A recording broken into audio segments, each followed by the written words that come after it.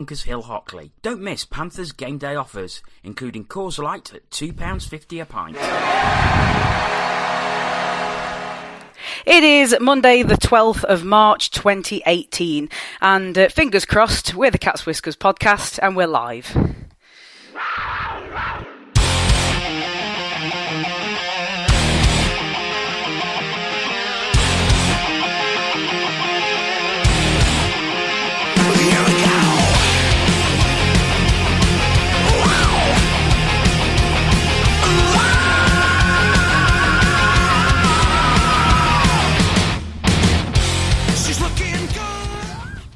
Hello, good evening and welcome. The order is restored and we are back to Monday nights as a review podcast.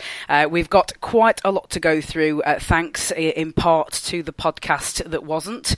So we've got a few games to rattle through tonight, 3 to look forward to, in inverted commas for some of us, and an absolute truckload of Elite League results and news. So we'll rattle through that and hopefully not take up too much of your time. But first of all, before I go any further, anybody who is listening live, as I'm feeling a little bit paranoid, if you can just give us a quick smoke signal on Twitter just to let us know if you can hear us or not, because obviously if you can't, continuing on is a waste of everybody's time, quite frankly. So if somebody can just send us a quick message, just a quick hello and yes, everything's okay, then we'd appreciate it. If you do want to get in touch and you can hear us, assuming you can hear us, best way to do it that while we are recording is to go to Twitter and go to @CatsWhiskersTV. And joining me tonight to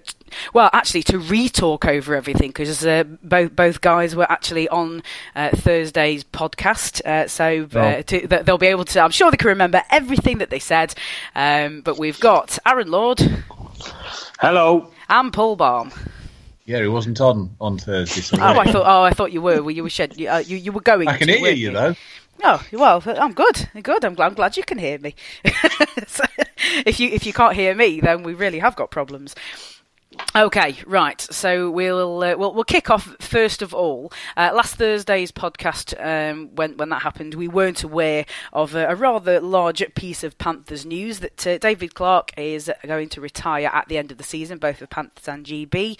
In fact, the retiring from GB is with immediate effect.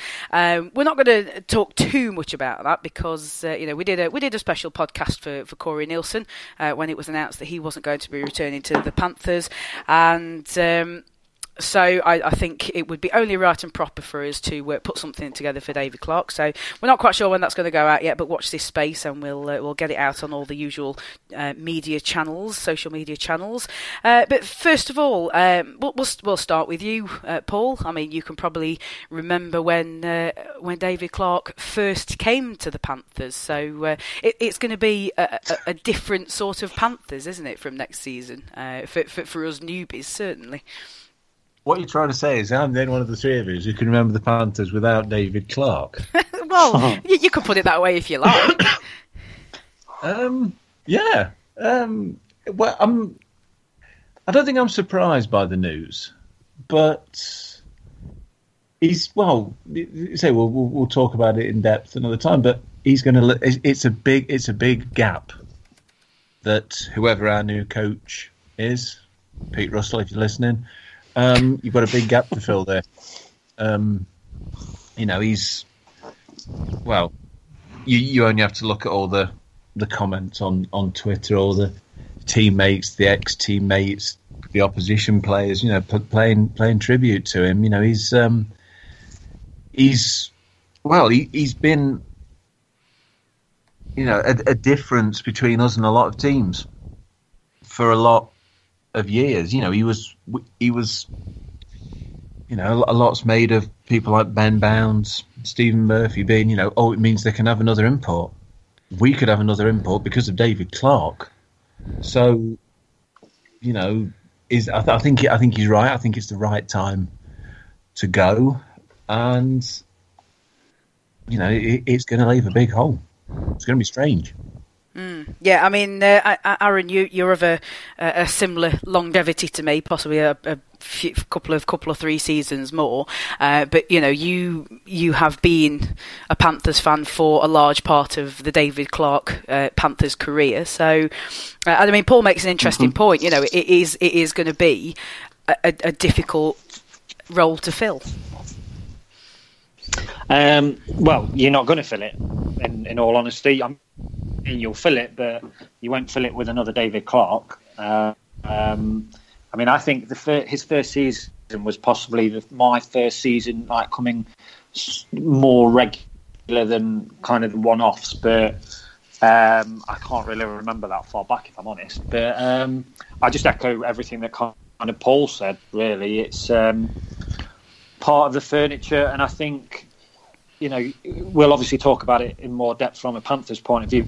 But what I would say as well is I think he's probably the most clinical, finisher that GB has had, forever.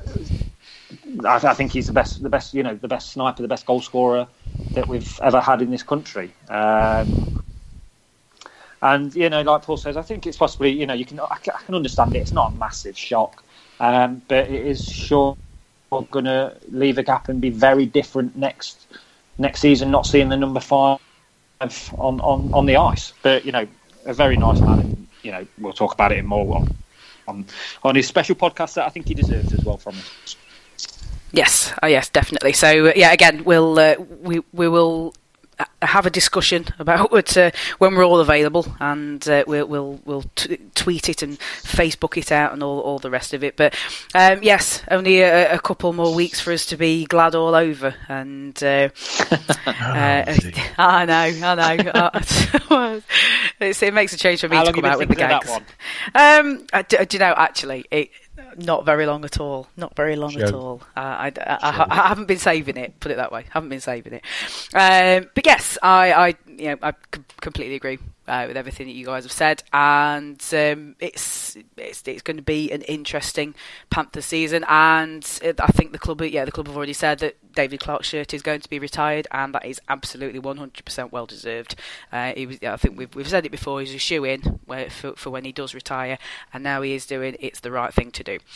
So we will go over the midweek games, thanks to the snow delay. It was quite a congested week. So Tuesday, the Panthers took on the Stars, and the Stars took the victory in that one. Panthers goals from Mokshantsev, Brown and Phillips. Stars goals, 2 from Hart, 1 from Carlson and 1 from Cowney. And probably a deserved victory for Dundee. I mean, from my perspective, they certainly seemed to want it a lot more than we did. Little bit of maybe the cobwebs in the Panthers camp from having an extended period off at probably the wrong end of the season, Paul. I don't think so. This is the sort of time of year where you probably want a bit of a break. We just looked, as much as I haven't blocked out, we looked lethargic. We looked as though we didn't want it as much as Dundee, and it was just, well, somebody I know who's played a bit in his time said to me later in the week it was probably one of the worst games he'd ever seen. It was almost at times like we were playing some sort of anti-hockey. I've just ordered a new TiVo box. Don't worry, this does make sense. This will make sense in the end. And they don't transfer the data from the old one to the new one. And one of the things I've got on there is the playoff final from 2012-13. When we won what the Elite League called a Grand Slam. And who are we to argue? Absolutely. So I want to watch that game again before it's gone for good, unless anybody out there's got a copy on DVD they could let me have. Just drop me a DM. And I'm almost scared to watch it because, if we hadn't seen a stark enough contrast this season between when we were good and when we were very, very bad, then, watching that game's going to be worse. We could pass then. It wasn't just try and pass the puck, lose it, then start hacking to get it back, and just keep repeating that throughout. It really, really wasn't good. I mean, all fair play to Dundee. They came and they beat us, and they deserved it, frankly. But just before I move on, Paul, I think I might actually be able to help you out. I think I've got a digital copy of said final. Keep it quiet. It's good you're listening. No, I believe it. I think I have the corresponding DVD somewhere, so it's not like I've been naughty or anything. But I believe. I believe I have the DVD somewhere. I just don't know where. We'll talk later. I've moved house several times since then. Anyway.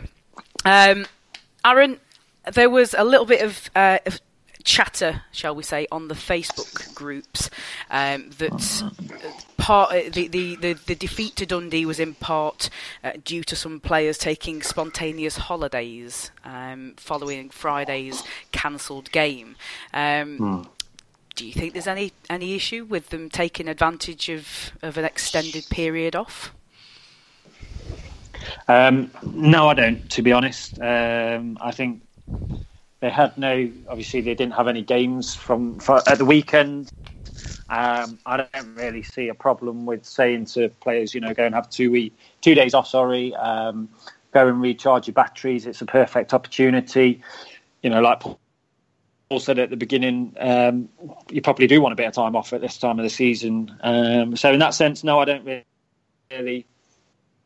buy that kind of that could potentially or did cost the game. I didn't go to that game, so I don't know how we performed. But obviously, I've heard you guys talk about it.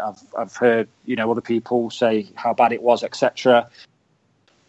Obviously, with players potentially, or if they did go to places for a weekend on holiday, etc., and we lose, then it certainly makes it look twice as bad, and people jump on that and say that's why we did it. But for me, as I said this on the podcast that never was really last week or whenever we did it, but for me, I'd look at doing that maybe a little bit more. Kind of if the opportunity is there is to go away for a couple of days or whatever, as long as it's handled correctly by the organisation and by the club, and if anything happens while they're away with players, etc., that is naughty, shall we say, then the club deals with it in the right way. And if they lose the following game, then players have got to accept that they're going to get some stick, and they might have to work twice as hard in the next training session. But just the thought of sending them away for 2 days and telling them to have a couple of days rest, and I don't really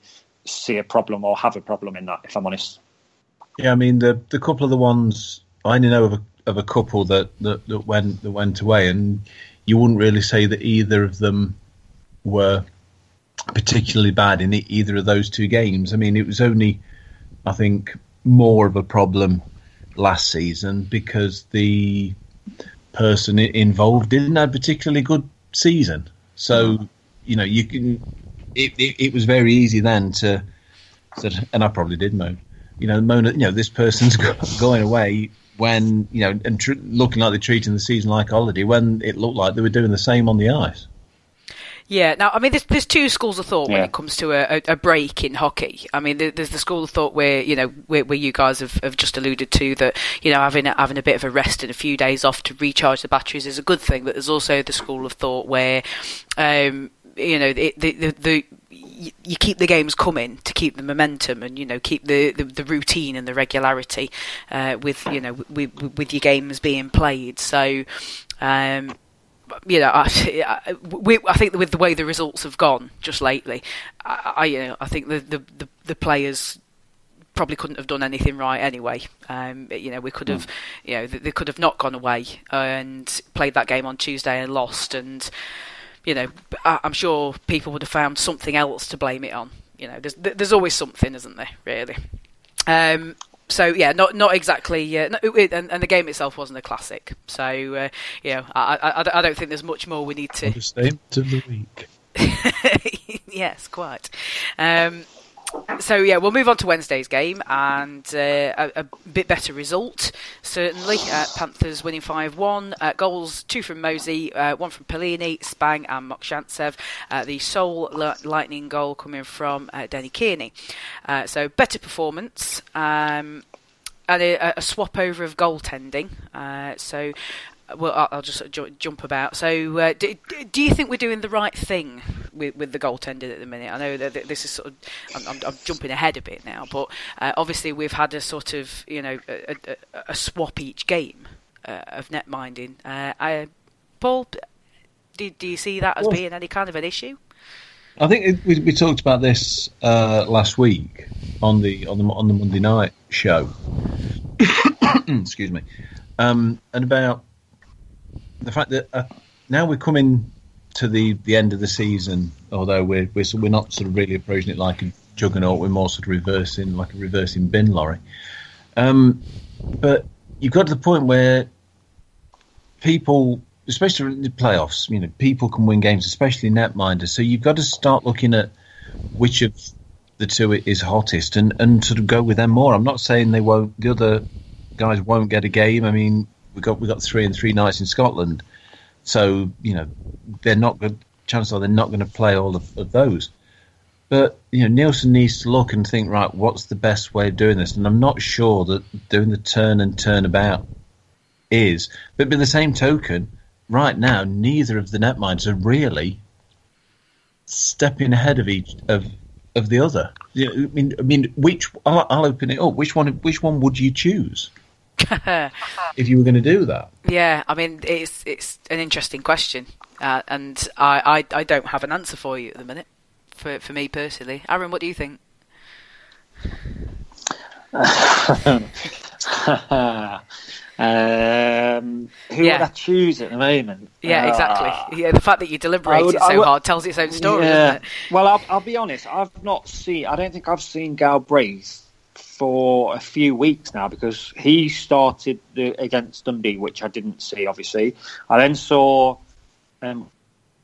Garnett against Milton Keynes. I then saw Garnett against the Steelers, and then I didn't see Galbraith in net for the Giants game. So I've seen a lot of Garnett at the moment, so I would probably just have to just on that performance and those facts say Garnett. But I think Paul is very right in the sense of when you talk about playoffs and you've got to kind of pick. I think you do have to pick Canetti, and you have to kind of say to get their confidence and to get the defence's confidence and understanding in that netminder and how they play, etc. Get that focused, maybe even laser focused on that. But I'm not surprised that they have swapped netminders for those 4 games that we're talking about, if I'm honest.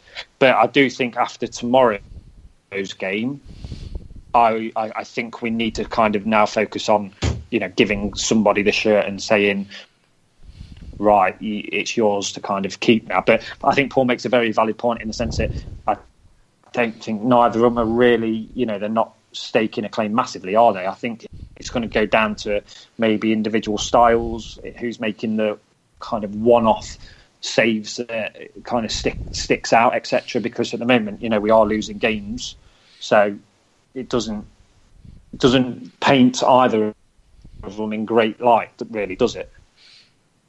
No, I would say not. But yes, I think we're coming to the point where we do have to make a decision, really. But somebody's got to step up in order to allow the club to make that decision, I would say. Little bit of injury trouble for the Panthers. Bussier did not ice on Wednesday against the Lightning after taking an injury. We assume he took an injury in the game the previous night. And Robert Farmer was helped off the ice after falling awkwardly. I mean, it wasn't like there was anybody else around him. And just a quick postscript from me on that, because he went over just in front of where I sit, just in front of the away bench. Now, that patch of ice around that end of the away bench had been a problem for Milton Keynes all night. there were several of their players that, for no good reason, just seemed to go over, or fall over just as they were coming off the ice. Have a bit of trouble getting their grip as they're going. As they're going onto the ice, so they were having a bit of trouble with that.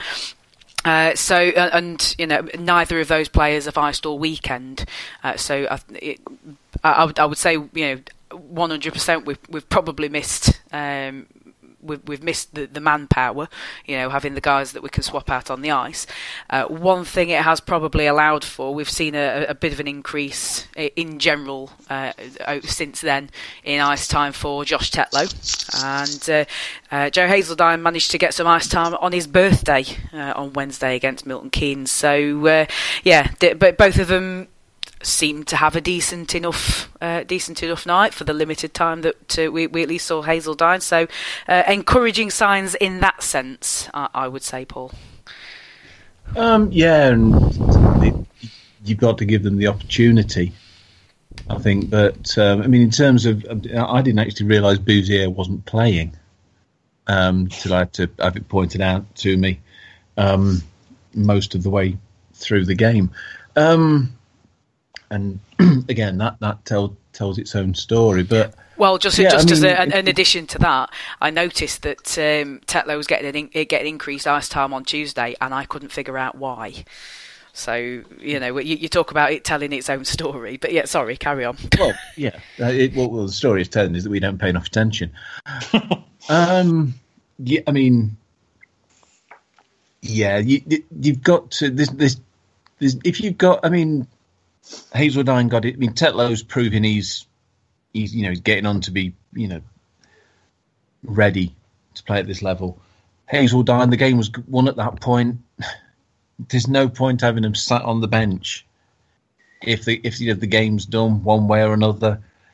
Give him the ice time. There's no better message I don't think a coach can send, especially when it's going really badly. If you bench a player and put one of the kids on. And go, look, ask yourself why I'm doing this. Yeah, and it's we have these conversations on a regular basis. Where is the next David Clarke coming from? And we're not going to get the next. We're not going to get anything like the next David Clarke if we don't encourage the kids. So, exactly. that's definitely got to happen. Aaron, just give us because as you were there on Wednesday, just give us your overview of Wednesday's game. Panthers won. We got 2 points. And basically that started us off on a winning streak, which didn't last very long. But no, it was a look, it wasn't spectacular. It wasn't the most exciting game. I would just say that it was a professional job that we completed, really. MK, I think they started pretty brightly and there was a bit of kind of, free-flowing sort of hockey between the two, but that didn't last very long because obviously they were short benched. Just a professional job by us. Some nice goals. I thought Spang's goal was nice. I thought Moses' second goal was, a very well-worked individual goal and a nice finish. So, it was important, obviously, on the back of Tuesday's loss to get a victory, to set us up for the weekend that we've just had. And that's pretty much all I would really say about that game, if I'm honest. Yes, it was kind of it was 7th versus 11th. 11th, Milton Keynes are a bit wayward, and they've kind of drifted to 11th, and they can't really do a lot to change their position in the table at the moment. So it was just kind of let's just get the job done to a certain extent, I would say. You could say we should have done the same thing on Tuesday, but that's one for another day, I suppose. To be honest, like Aaron said, Milton Keynes did start brightly, but you could see by the end of the first period, to be honest, why they are 11th. They had 3 or 4 chances in that first period that they really should have buried. And if they had done, they'd have buried us with it. Excuse me. But they had their chances and just didn't take them, and in the end, that is what lost them that game, I think. Okay, and we will move swiftly on to Saturday. I mean, it's it just gets better and better, doesn't it? The Sheffield Steelers rolled into town for their last regular season visit to the NIC. Came away with a 3-2 victory. Panthers goals from Vasquivo and Phillips. The Steelers goal coming from Fretter, Jonathan Phillips with a short-handed effort, and Matthew Wah. For a game that needs no hype and is a sellout before, weeks before, and we have other games to play before we get there. It was a bit flat, wasn't it, lads? You could say that, really. Yeah, I just is there really? It begs the question: is there really a rivalry anymore? It just feels, it just feels a bit empty sometimes, doesn't it? Am I wrong in thinking that? It was a battle to see who was least worst, frankly. Yeah, I mean, we're all at the game. I'll answer the question by asking another question again. Can you remember any piece of quality in that game? Apart from Jonathan Phillips' short-handed goal. That were a bit fluky. That would go on its fault for not covering his post properly, but really, what was there in that game that, I mean, it was the usual Steelers game. We were surrounded by people who, quite frankly, couldn't give a monkeys. There's always if you notice, there's always a hubbub of noise while play's going on. Essentially, because people are just talking to each other about the weather, where they're going after, and things like that. And I mean, people around me, or the bloke behind me, or the David Clark stuff, this, that, and the other. He never moved. All he did was sit there and stuff a pizza in his face for all of it, and then forgot to get up until halfway through the national anthem. But what was there? I mean, you could. I mean, it was better than the last two times we played Steelers because we scored. And at the end of the day, that was the sum total of what I wanted out of the game, a goal. And and we got two. But. What was there? What was in those games, Christmas and earlier this year, to bring those to turn the pizza eating disinterested into somebody who wants to come back and actually watch the game, get involved, and come back time and time again? Because we've got to bring new people in. That's fine. You've also got to give them something that makes them want to come back, apart from overpriced beer and horrible food. Yeah, I mean. I'm just at a sort of a loss, really, when it comes to Steelers games, because they still have the reputation, don't they? But those of us that have been coming for a while, we sort of remember a bit better. All right, no need to brag. Oh, trust me, there's nothing to brag about.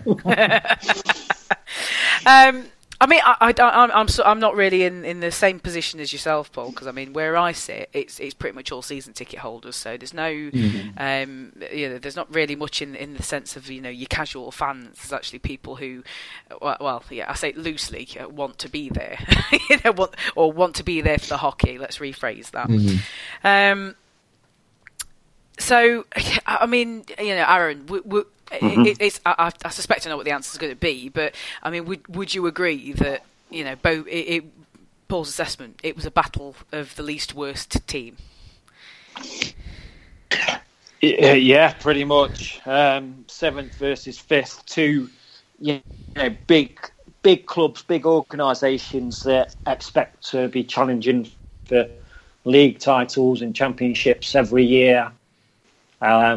Two big clubs and organisations that have been very successful in the past few years through different competitions, and two big clubs and organisations that have massively underachieved this season, I would say, and that was plain to kind of see on the ice. And even going back to kind of your first question to Paul at the beginning, I don't think there is a rivalry. They can talk about it, and we hear it every year from both sides. It's not just us that big it up, but you just don't see it on the ice. You really don't. And the last time I really remember a game that kind of sort of kicked off a little bit was when Kelsey Wilson did the slash on, I think it was Simon Ferguson. That's the one. And that caused That's a bit the of one. That caused a bit of aggro and a hatred, and everybody knew there'd be a fight next time, etc. To deal with it. But you just don't see it on the ice, and the problem is you have Brits that know each other, obviously, and that's acceptable, and they're not really going to fight each other unless they really have to.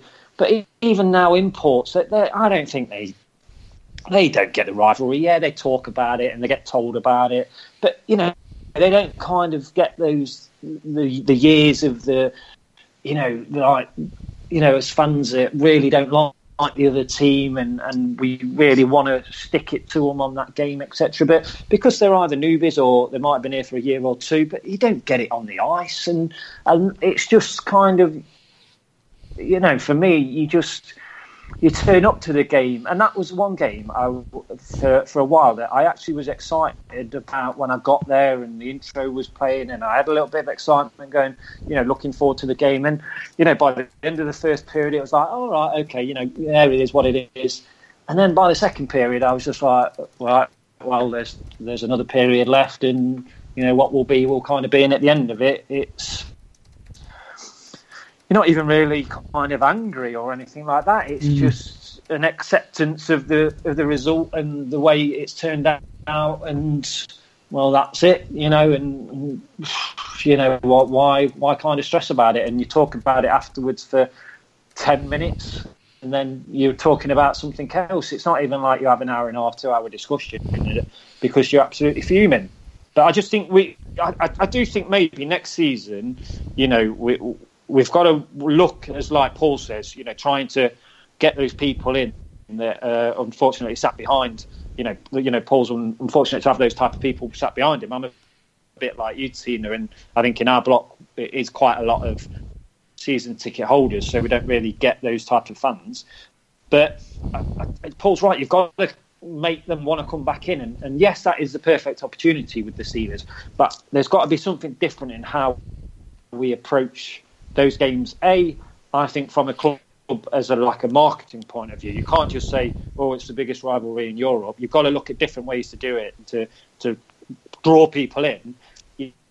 And I would personally say that's through video work and digital media. But then that's got to be replicated on the ice, and we haven't really seen that for a very long time, like I say.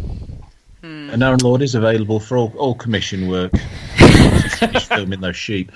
But it's interesting. I mean, isn't it interesting though, that we all see things differently? Because according to the official website, I don't know if this was the club spokeswoman who said this or not, but this is a direct quote: "The biggest of rivals clashed in a league game as if a trophy was on the line."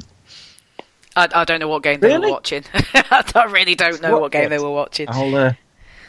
Was it to quote when Harry met Sally? "I'll have some of what she's having."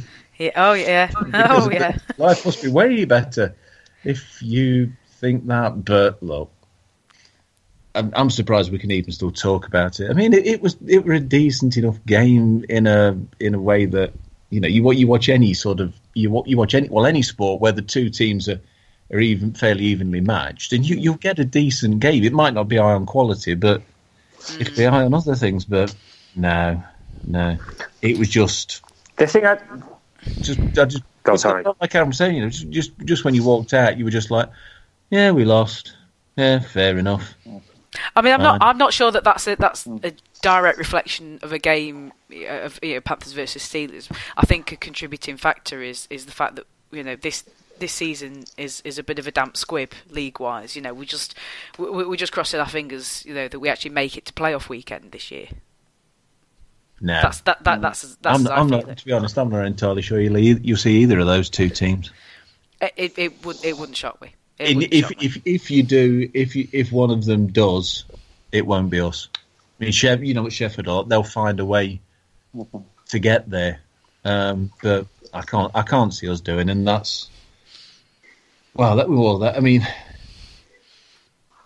I think the timing of announcing Corey Nielsen's departure has been very cleverly played by the Panthers. Because, we're sat here now, we can't sit here and go, we want change, this isn't good enough, this is terrible. Something must be done, because something has been done, and it almost feels like we're in a limbo.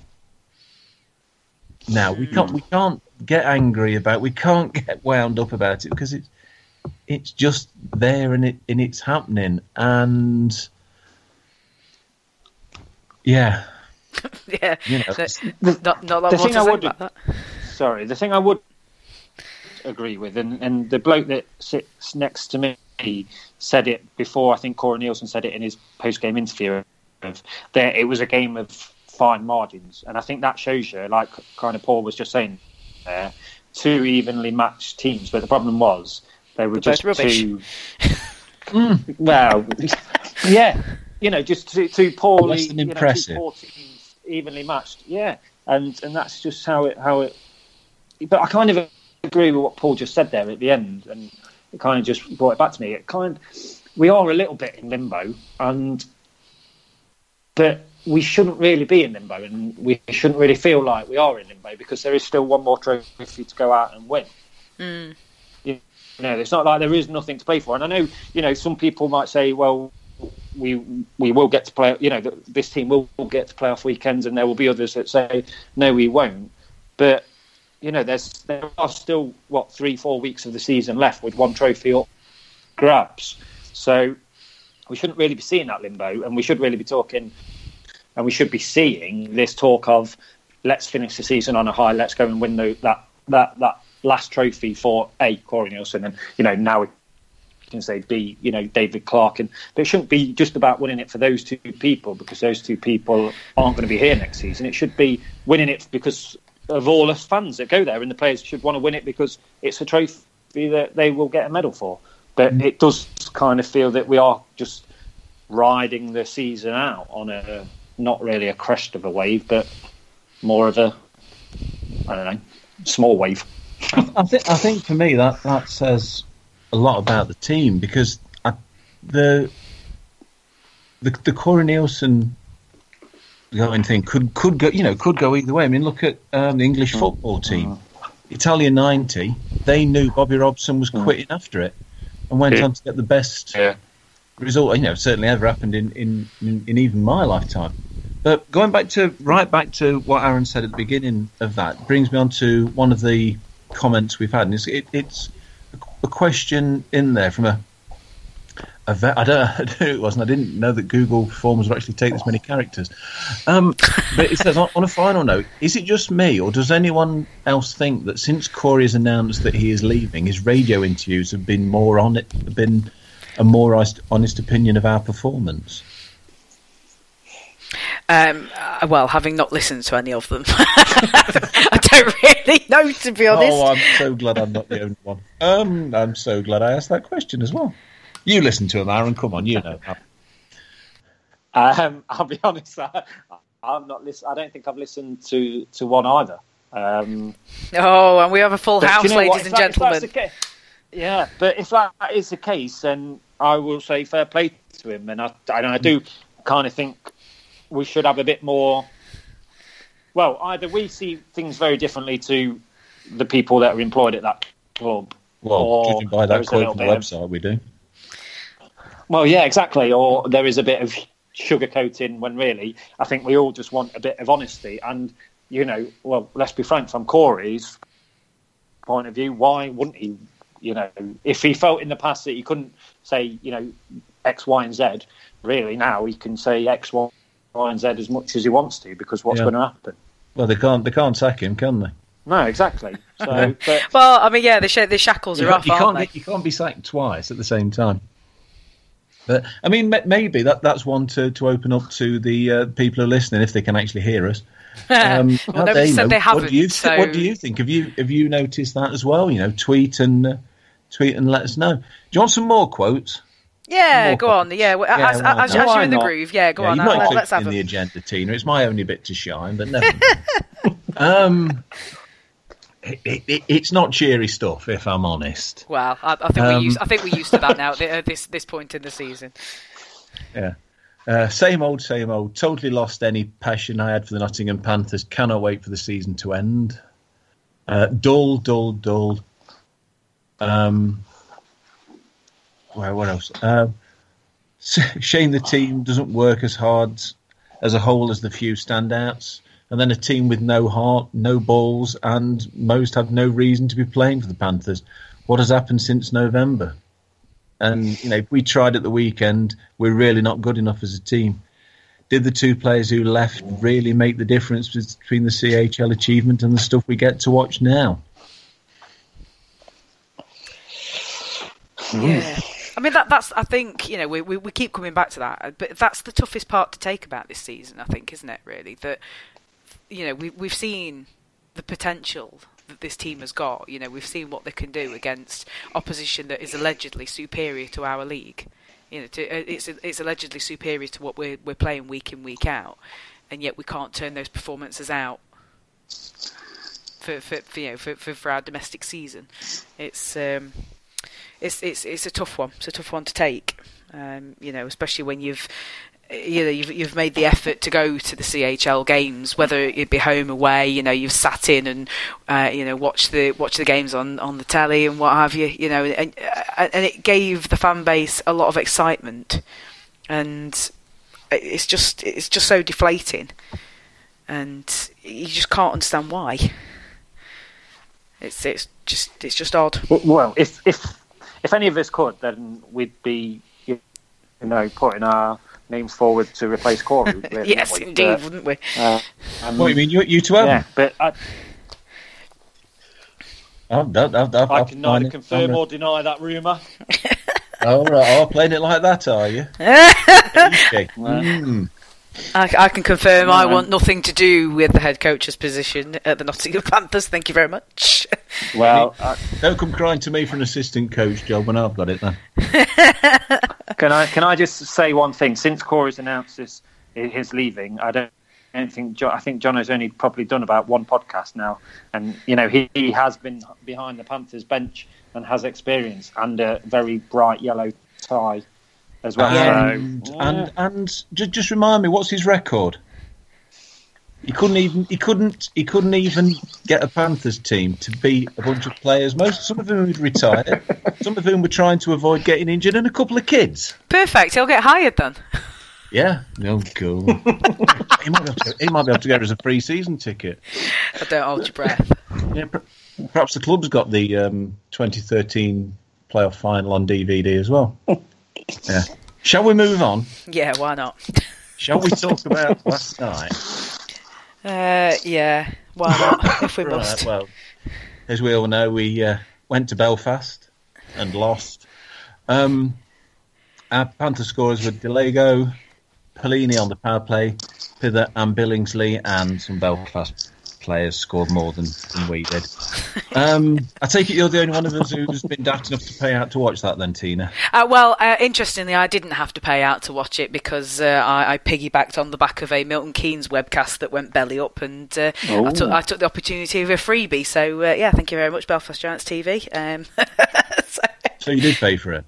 Well, no, I paid for a different webcast and got this one. It was kind of like a buy a shoddy one, get one free. Did you pay the company money to watch that podcast? Yes. I paid. It was a buy a shoddy one, get one free. Yeah, basically, I'm just padding the intro out because I don't really want to talk about it much. I mean, it was the fourth game in a week. Do you think fatigue played its part? It could have done. I mean, I can't say that I had any confidence we were going to get anything out of that game. They're mad. Yeah, that's my point.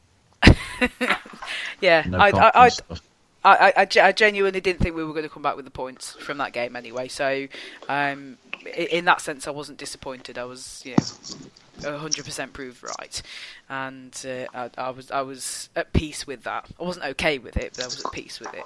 So. I mean, you don't care anymore.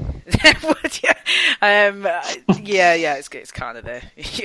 I mean, I keep. I put out my graphs every week, and one of them is the how the table can change this week, and it's depressing when you can only see us reach the dizzy heights of 6th.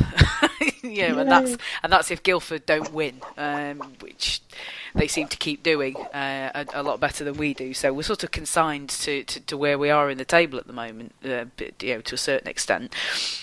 But you deserve in a league. Well, yeah, exactly.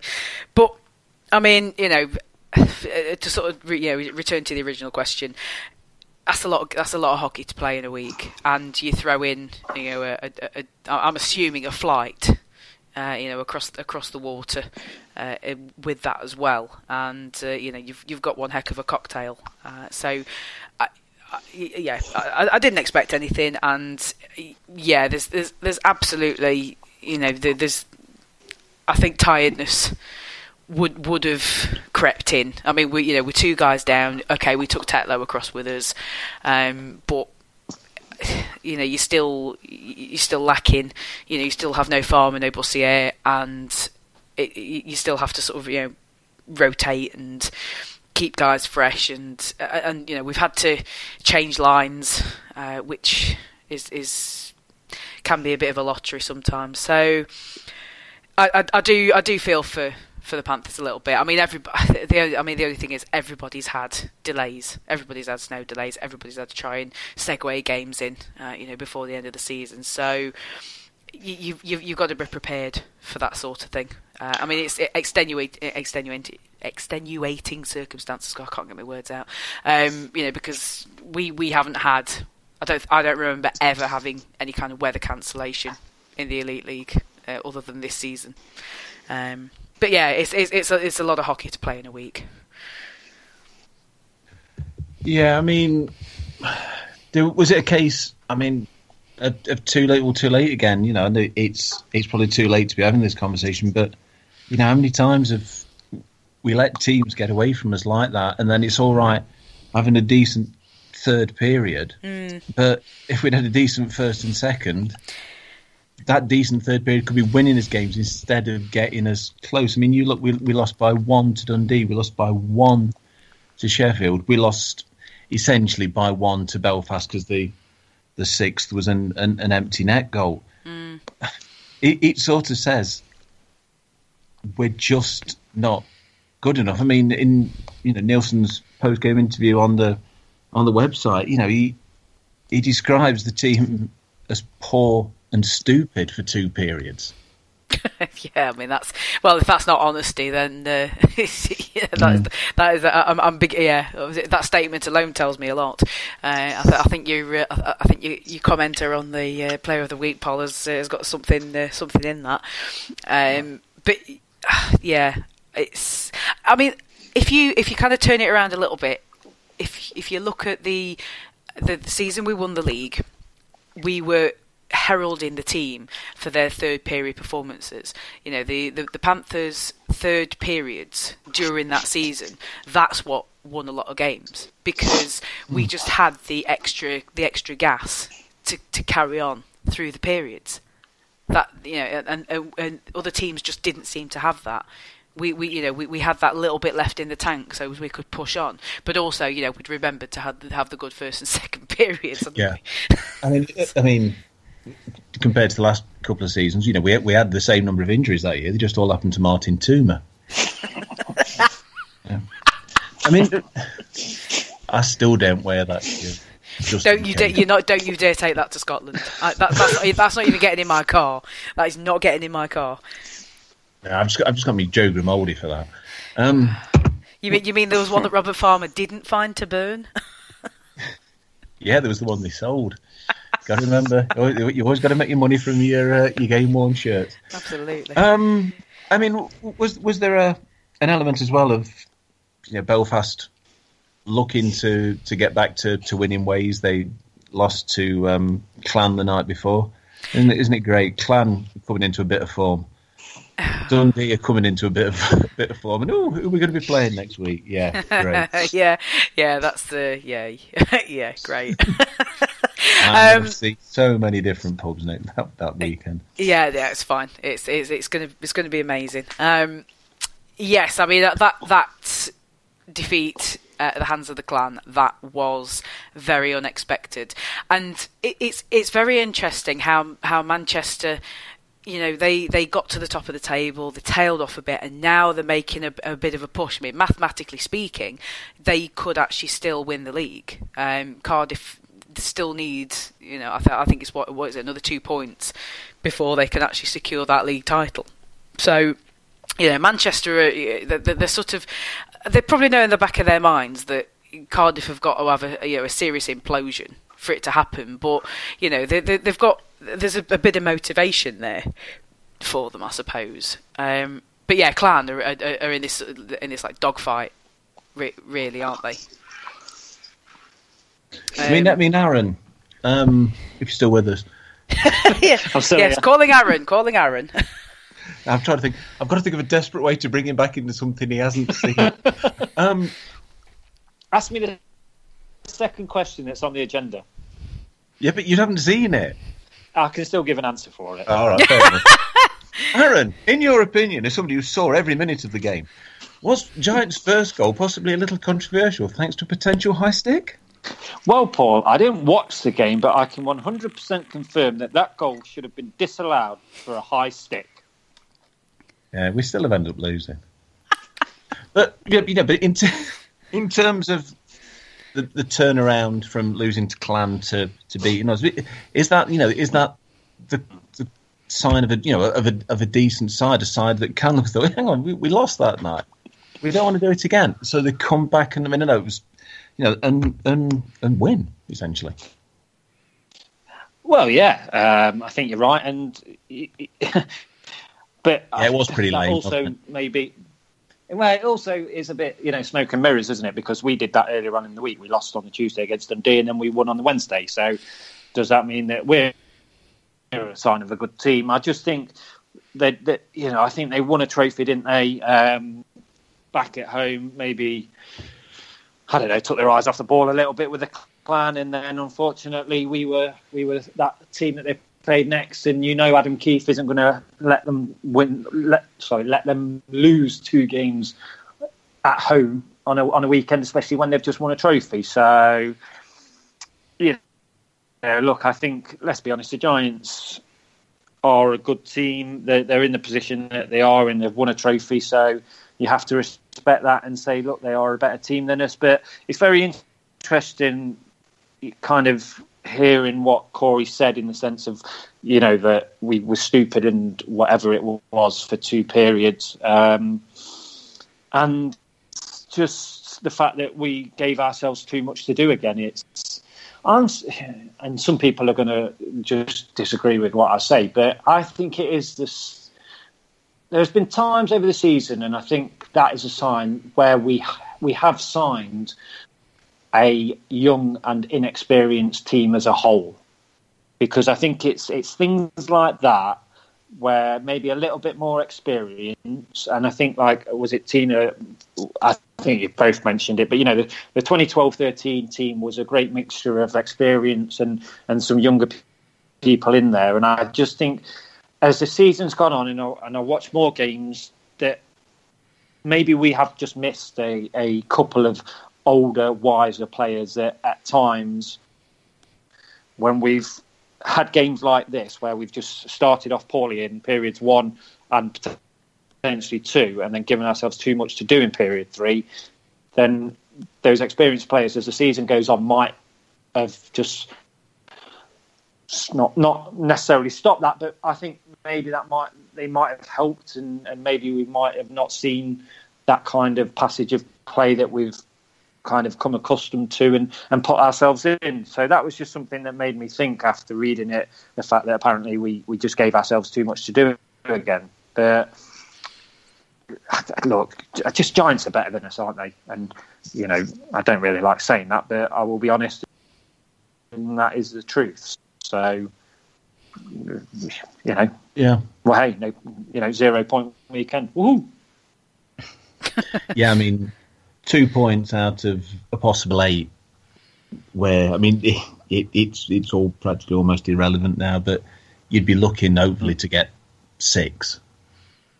Once upon a time, we might have done, but I think we're at the point at this end of this season where 2 points is all right. Well, at least it wasn't none. That's sort of where. Do you know what though?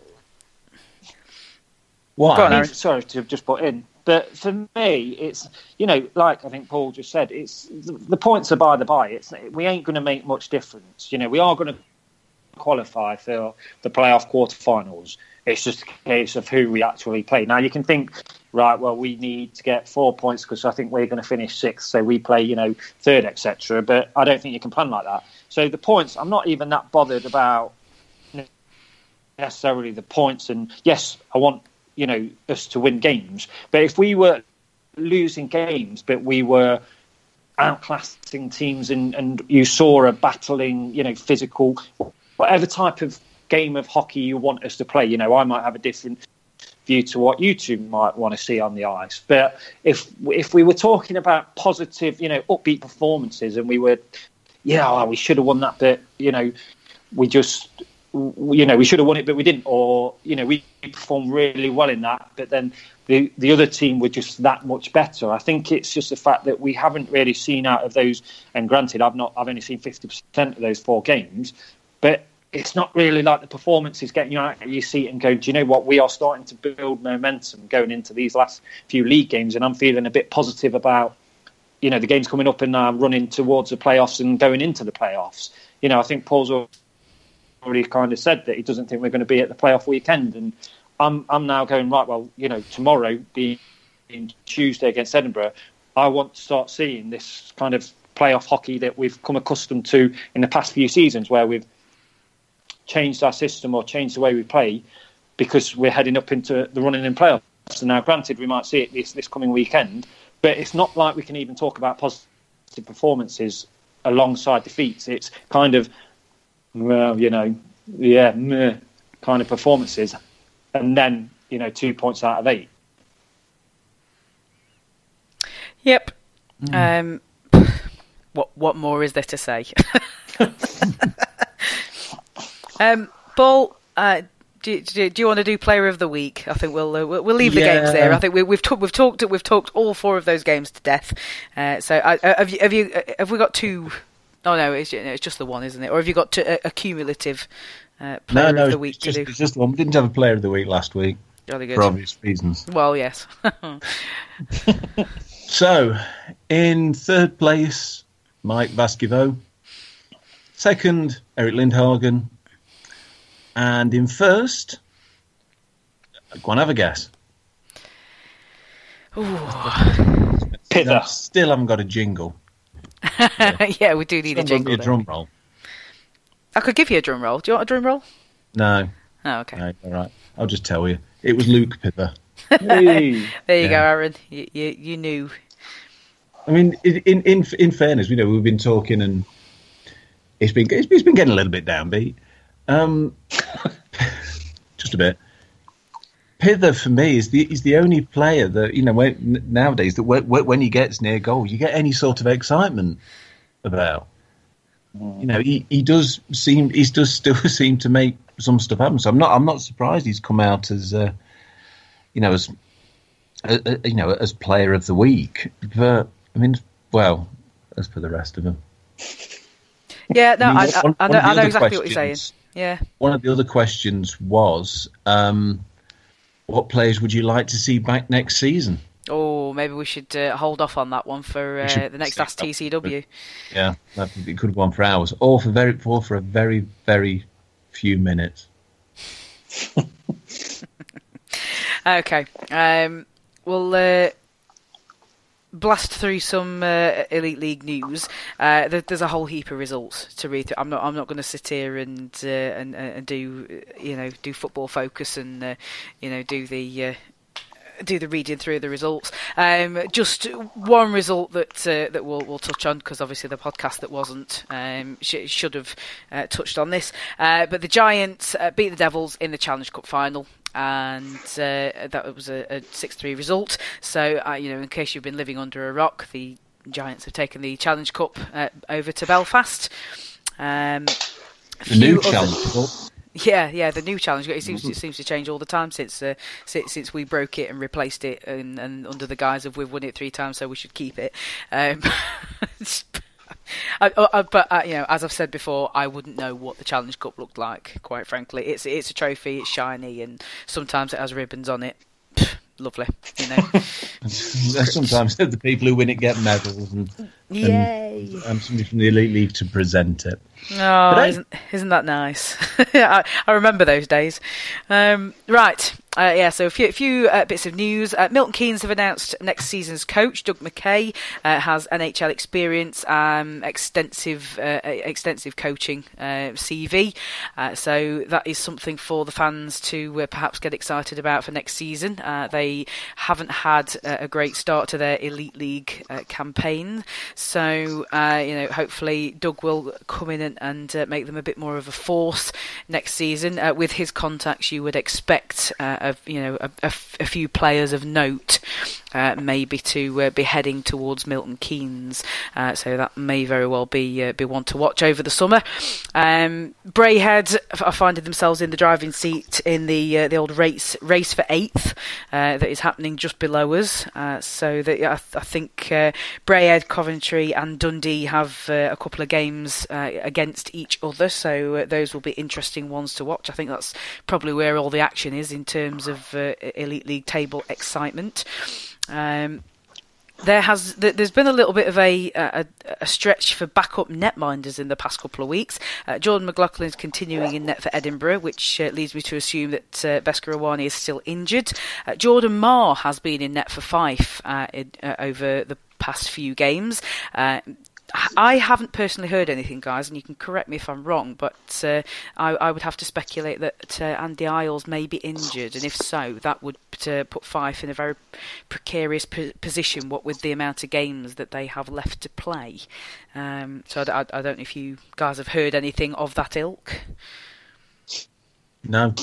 I just know they're struggling with injuries as a whole, aren't they? That's all I know. So yeah, given that they do have quite a furious schedule for the past couple of weeks, then that's going to be quite interesting for them. Can they retain their place in the top half of the table? I suppose is a question.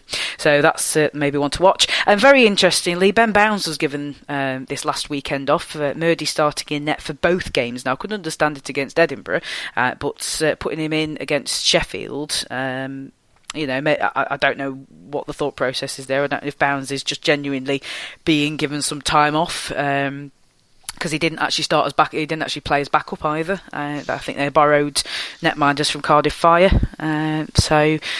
Not quite sure what's. They're keeping very tight-lipped about that as well, unless somebody else knows something I don't. A few injuries, a couple of injuries to note. Clan of Lute lost Tyler Schofield for the rest of the season. Liam Stewart has gone home to recover from concussion. He's been out for an extended period already, so he's taken the decision to head home for his recovery. And Dops have got the banhammer out, with Paquette suspended for Coventry for 3 games. Lawrence and Isaacs both receive a 2-game ban. I believe that was a game against each other, Dundee and Fife. So a few. Sorry to interrupt. Can I just pick up on a couple of things in the Lawrence Dops? Yeah. Letter home from the headmaster to his parents. Yeah, you have the floor, Mr. Balm. How big are his shoulder pads in that picture? It's not 1983, Chris. And 2, there's a very telling line in all of this. After a dump into the attacking zone by the Dundee Stars, Lawrence trails in as the high player. Or was he just coasting? Well, I will take the 5th on that, and we'll move on. We will, we'll move on to the upcoming games this week. We ourselves have a fairly packed schedule until from now till the end of the season. So we've got 3 games to talk about this week. On Tuesday, the Panthers will be playing the Capitals at the NIC in our only home game this week, and then we have a double away stand Saturday at Sheffield against the Steelers, and Sunday we're going up to Altrincham to face the Storm. Given that Edinburgh are where they are, Edinburgh are having an awful lot of issues, languishing at the bottom end of the table. What's your thoughts on the potential for Sam Gospel to get some ice time tomorrow? If he doesn't get it tomorrow, then I can see him getting the game in Edinburgh. Mm. I certainly would. I'd certainly give him one or the other, but you look at that and you think we really should win it, but we are the Nottingham Panthers, and if anybody's going to mess it up, lest we forget the 2-1 loss during the old league winning season, where good old Captain Fantastic Jordan Fox fell on the sword and said, it's all my fault. But look at what that result did. That's the sign of a great team. It's like, that wasn't good enough. They then kicked on, and the rest is sadly still history. Yes, indeed. So that's what it's about. It's about, again, it's too late. We keep saying it's too late. We've been saying it's too late since about August.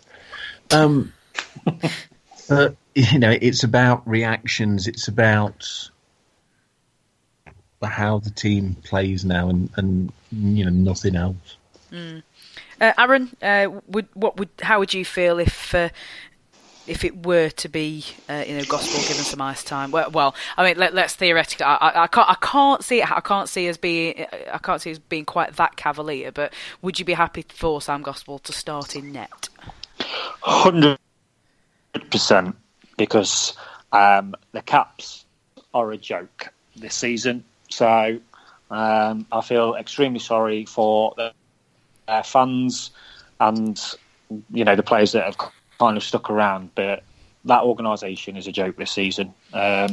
So I think it's a bit like, if Gospel doesn't start tomorrow, and yes, you have to respect your opponents, but let's be honest, the Caps are where they are because of how they are and what they've done this season. So I'd be more than happy if I rocked up tomorrow and it was Sam Gospel in net starting, because let's be honest, he's had some games for the Lions. It's not like he's kind of coming in stone cold.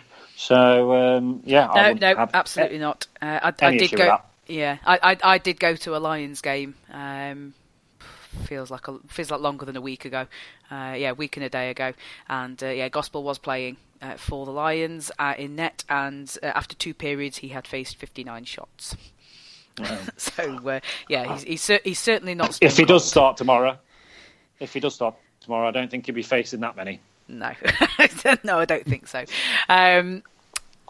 So after that, on Saturday, we'll be heading up for our final regular season visit up to Sheffield Arena.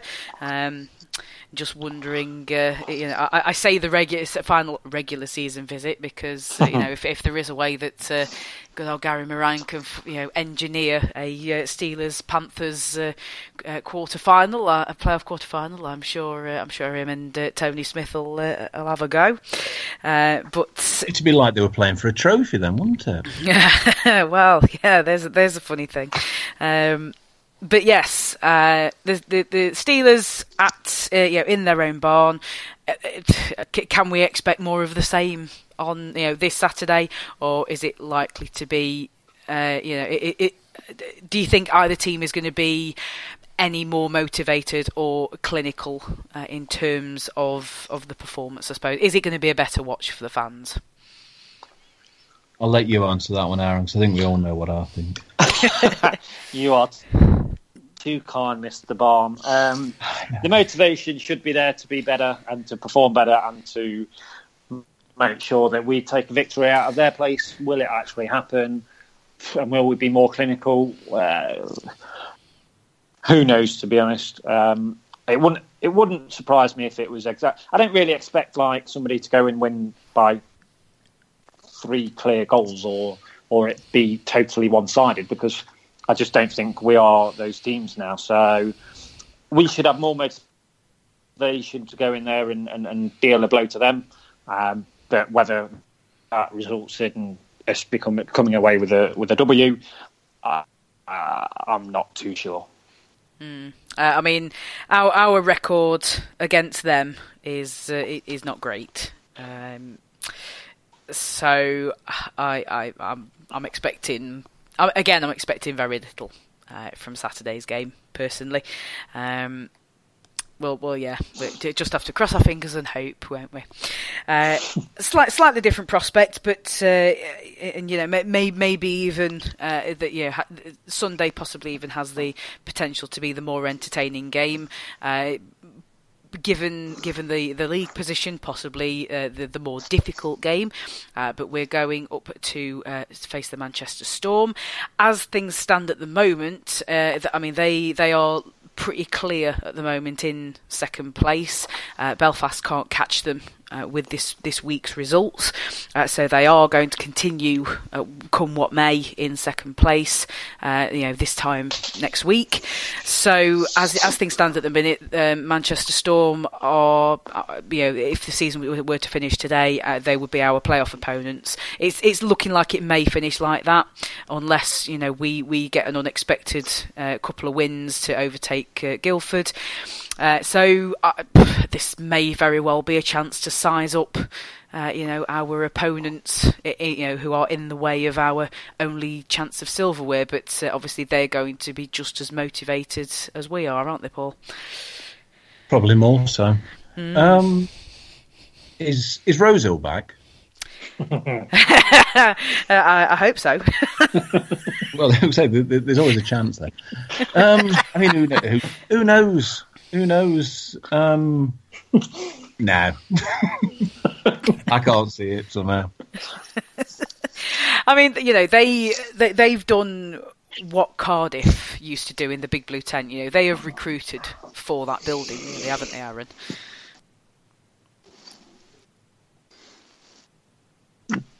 Was that to me then? Yeah, yeah. I did say your name. I did say your name. Couldn't quite hear you, did you? Sorry, I couldn't quite hear you. Yeah, I mean, it's funny that Paul mentioned Rosehill, because that's what I was going to ask. But I think Manchester Storm done very well. I think when the Storm came back, a couple of years ago, we said that they should follow the mould of what Cardiff did for the the Big Blue Tent, and like you say, they've recruited similar to like they should do for that kind of rink, but they've got some very good forward players. Pitt, Becker, Hammond. They all know where the net is, so I'm not really shocked that they're in the position that they are, and I because I think Cardiff will win the league, they are going to end up second for me. And I think that's a very good season for them. So it's going to be a tough game for us, and I think they've been getting sellouts, and they've been packing the shelter out, and it's going to be really tough. And if we're not up for that game, and up for the fight, and up for the physicality, which I'm sure it will be, then we're going to get turned over. And without banging on about it, we've got to start getting into some bit of momentum and start picking up, the bare minimum of a very good performance. And if you perform well, you give your chance of winning games. But we're going to have to be up for it. There's no doubt about that. Yes, that's going to be. I reckon of the two games, that's probably going to be the more decent watch. It's not going to be the battle of who's most average, I suppose, for me. But maybe I'll be wrong. It's happened before. Right, okay. Unless, chaps, you've got anything else you would like to get off your chest, I think we will leave it at that for this evening. One very, very, very quick thing about Doug McKay coming in at Milton Keynes. Uh-huh. That's really set the bar for certain other teams that are looking for a coach right now, hasn't it? Yes, It's a statement appointment, isn't it? I mean, Yes. it's a step up from Pete Russell. I'm joking about Pete Russell. You know, he's done decent stuff with GB. He really has. But yeah, that I mean, no doubt, Mr. Black or Mr. Moran's desk he's got hundreds of CVs going across it. But Milton Keynes have just signed somebody with AHL, NHL experience. Yeah, the bar's been set, Panthers. Gauntlet thrown, mic dropped. Yeah. I'm sorry, but John O'Bullard really can't compete with that, can he? Not with his rep. No, even with his yellow tie, I don't think he's got a look in really. Right, I think we'll leave it at that then, chaps. So all that remains for me to say is thank you very much to Paul Balm. Thank you. And Aaron Lord. Thank you. And thank you very much to you for joining us. No Ask TCW this week, unless you missed the announcement. We're moving to a every other week Ask TCW, so that will be back next week. So the next time you hear from us, unless we manage to segue in a David Clark special this week, will be the review show next Monday. So keep an eye out on all our social media channels, and we'll keep you apprised. And we'll see you next time.